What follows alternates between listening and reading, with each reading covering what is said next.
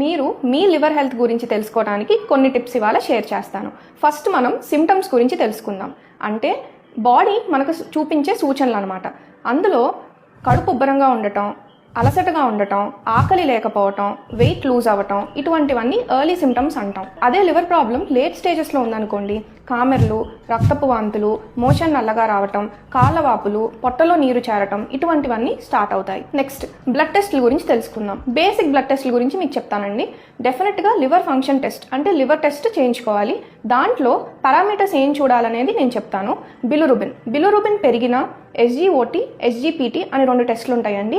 అవి పెరిగినా, ఆల్బుమిన్ అనే టెస్ట్ తగ్గినా ఇబ్బంది. ఇటువంటి ప్రాబ్లం మీకు మీ బ్లడ్ టెస్ట్లో కనిపిస్తే డెఫినెట్గా లివర్ డాక్టర్ని సంప్రదించాల్సి వస్తుంది. Coming to scanning, fibro scan చాలా ముఖ్యమైన టెస్ట్ అండి లివర్ హెల్త్కి.